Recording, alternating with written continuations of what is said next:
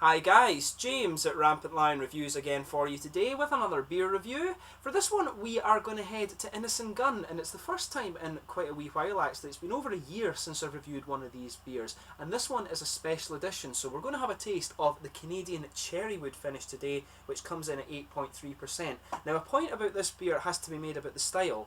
Rate Beer has this listed as a Scottish ale rather than a Scotch ale, and for some reason Rate Beer says the Scottish ale and the Scotch ale are different styles. They say Scotch ale / wee heavy, and they say Scottish ale. They say that the Scottish ale is lighter than the Scotch ale. It being in Scotland, I have never ever heard of that terminology. From what I understand, the correct thing to do is actually say that Scotch ale is the collective term for the 60, 70, 80 and 90 shilling beers. This Scotch ale wee heavy sort of thing seems to be something that has been coined since the Americans have started brewing these beer styles. So I'm not sure exactly why they have that, but Rate Beer have this one down as a Scottish ale rather than the Scotch ale wee heavy, and it's rated 87 overall and 94 within the style, so it should be quite interesting. It is a kind of Scotch ale, I would guess you would say anyway, and of course Innis Gunn are very well known for their barrel aging exploits, if you like. So yeah, and we'll see how we get on with this one. I'm looking forward to it actually. But anyway, as is usual with my beer reviews then, I'll tell you a little bit about the brewery. If you want to get straight to the tasting, just fast forward. All the usual links are in the description below. That's the brewery website, the link to my other Innis Gunn reviews I've done before. I think this might be review number 7 or 8 I've done from these guys. There's all the usual social media. If you want to see more beer reviews, do subscribe to the channel. The whole channel uses a geography based tagging system, so you can go into the homepage and search for beer based on country, city or state, whatever you're interested in. There's playlists of the beers from different countries. You can check out my whiskey and sake reviews, my interviews and beer visits and things like that. You can check out all of that, and as always, please do get in touch and let me know some of the other beers and breweries that you guys would like to see me review on the channel. Your input and your support of the channel is always hugely appreciated. So anyway, to tell you a little bit about Innis Gunn. So these guys are a specialist brewing company based in Edinburgh, and they were established back in 2003. Originally they were a joint venture with William Grant's Whisky Distillers, but they became family owned when Dougal Sharp took full control of the company in 2008. Now Dougal had previously been the head brewer at the Caledonian Brewery in Edinburgh, who I think are actually Scotland's largest brewery today, and he was first exposed to brewing at his father's brewery. But these kind of Innis Gunn barrel aged beers were actually discovered by accident. Dougal was contacted by Grants, who essentially wanted him to brew a kind of malt forward beer to age in their whisky casks, and essentially this kind of custom made recipe, it was removed after 30 days from these Grants whisky casks, and the distillers were very curious, so they tried it, and then Dougal got a phone call from the distillery. He went up to try this beer himself, and then this is where Innis Gunn were born, of course, and that of course is the oak-aged original beer. That's the standard red label one that these guys do, and ever since they've kind of experimented with that. They've got an Irish whisky cask, they've got the rum cask, and they've got various different things. They've got bourbon barrel cask and all of this sort of thing, and of course this is another one of these special editions. They changed their beers, their regular range, quite a bit. They've got an IPA at the moment, Toasted Oak IPA. They've had a blonde beer, they've done stouts, they've done various different things actually, so you can keep an eye on the brewery website and see all the different beers they're doing. They do have seasonal beers these days actually, but my favourite I've probably tried from them so far was actually the Irish whisky cask finish. It was really nice, and the rum cask of course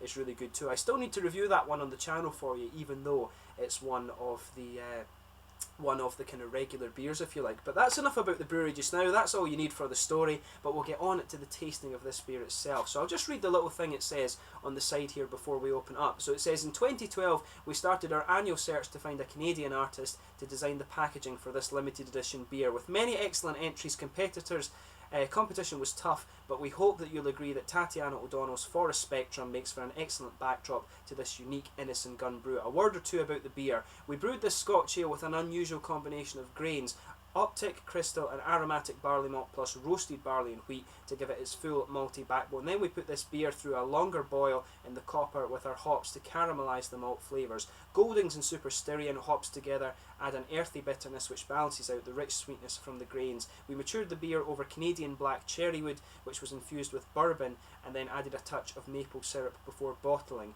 to give the beer a sweet toasty twist. The resulting beer is strong, rich and very full bodied. Please enjoy responsibly. So yeah, it should be really nice. I'll just let you have a little look at the artwork on this before we open it up. There you can see on the front here, you can see these 3 barrels of course are the Innis Gunn symbol. You can see there, the thing that the Innis Gunn beers always have actually, they always have the signatures of Dougal Sharp and I think it's the head brewer as well. And you can see that on these bottles. It always tells you how many days it's aged for, actually, which is quite cool. And I do like that about these bottles. So just put the box back here for the moment, and I'll let you have a little look at this. You can see there, this one is kind of similar to the standard red edition that you get, the oak aged original.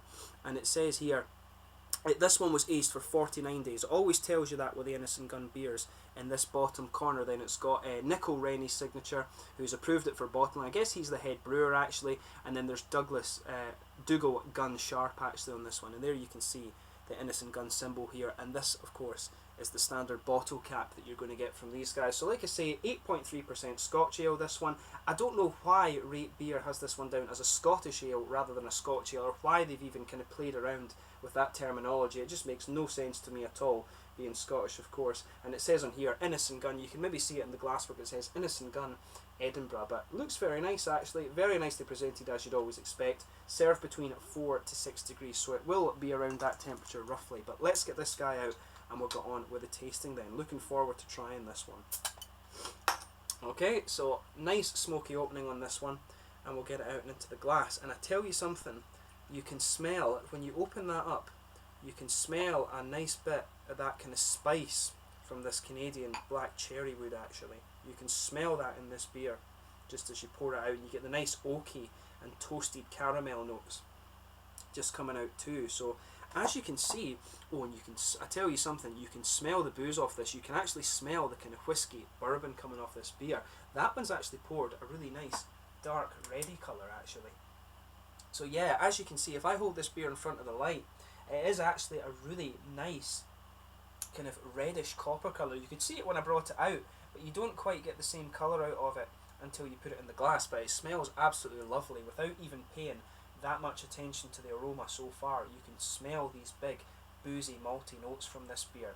Absolutely lovely smelling beer, but some big bubbles sticking towards the side of the glass, a few just going up towards the bottom of that head there, which has gone away just to be a very thin foamy layer, but we'll see if we can aggravate it a little bit more. And I would say the colour of that head, pardon me, is a sort of, yeah, it's a sort of creamy beigey colour, this one. It looks really, really nice. So you can see, if I just hold the beer in front of the light there again, you can see there is a degree of transparency to it, but it is quite opaque in colour. But yeah, let's have a look at the aroma then and see how we get on. Sorry about that guys, I had to stop the video there because I got into a bit of a sneezing fit. I must have aggravated some dust or something like that. But yeah, lovely looking beer this. We'll have a look at the aroma now. But yeah, it smells absolutely lovely. You've got a big toasted caramelly character to this one. It could be darker, like treacle or molasses as you would say over in America. There's a bit of earthy hop coming out of this one, but you can smell that nice kind of oaky barrel aged wood sort of thing going on. The woody character in this one actually is a little bit spicy, I would say. There's some nice kind of vanilla notes in there as well. Woody, oaky, a bit nutty of course. The earthy hops are coming out there. And there's a wee bit, there's a little bit of a kind of red fruity ester. It's a kind of figgy sort of raisin thing I'm getting out of this one.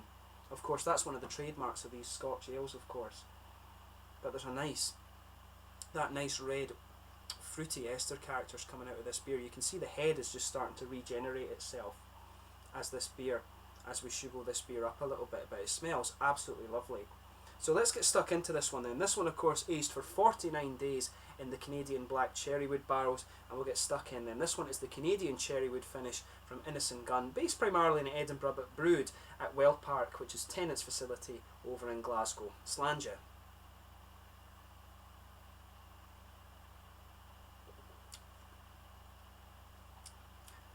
That's really nice.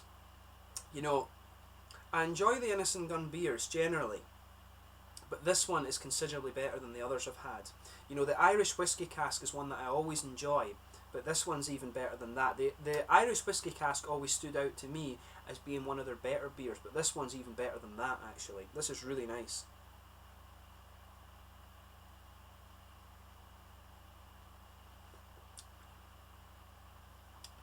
Yeah, that's lovely. So in the middle of the palate, there's a nice sort of slightly bready base to this one, but as you always get with Innis Gunn, it's really quite smooth actually. You know, you've got that woody base to it, the kind of oaky notes. On top of that, there's a little bit of vanilla mixed in there. There's some sweeter kind of nutty characters coming out of the beer as well.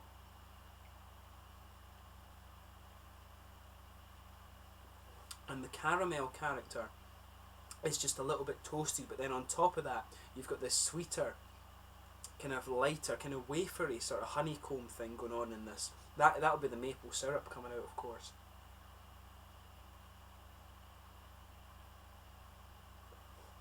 You can really pick that out in this beer. It's, you know, it's really, really nicely done, and that's the thing that's kind of frightening about this. It's 8.3%, so it is getting towards the heavier end of the spectrum, but it's really, really drinkable, this beer, actually, so be aware of that if you try it.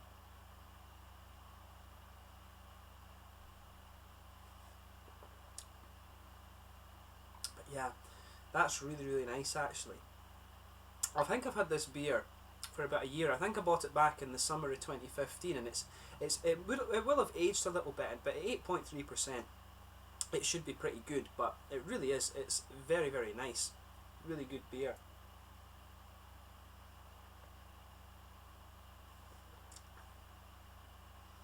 There's not too much in the way of hoppy character from this one. I can get a little bit of dryness from the in the back corners of the palate there. They said it was styrian, super styrians they'd used in this one.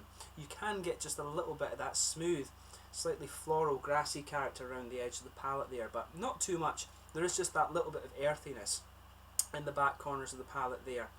And as is always the case with Innis Gunn, the focus really is on this malt base that's in the beer. Absolutely lovely. There's a wee tiny bit of a slightly spicy character that's maybe just this Canadian cherrywood, and that mixes in with the kind of the nutty, the vanilla, the oaky characters. You can just get that little bit of spiciness from the wood in there, and the maple syrup on top of it gives it a really nice, slightly sweeter finish as well. Throughout the taste of the beer, really it's just a little bit of that earthiness in there, the nice kind of blend of everything that's going on in the malt base, but the maple syrup does actually stick out in the flavour a little bit. Just behind the front curve of the tongue too, I'm getting a little bit of a sort of candied red fruity ester, maybe a little bit raisin, but mainly it reminds me of these kind of Haribo, the heart-shaped sweets that you get in Haribo Starmix. It's just that sort of candied red fruit ester coming out of this beer. But it's really, really nicely done. I mean, I've had this beer for a year. It seems to have aged quite well. So I think they've changed the alcohol percentage of this beer actually down to 7% or something. But this one has aged really, really nicely. So in terms of the mouthfeel of this one, I'd say this one is quite full-bodied actually. It's a big, oily mouthfeel from this one. And that suits the flavours in this beer kind of down to a T.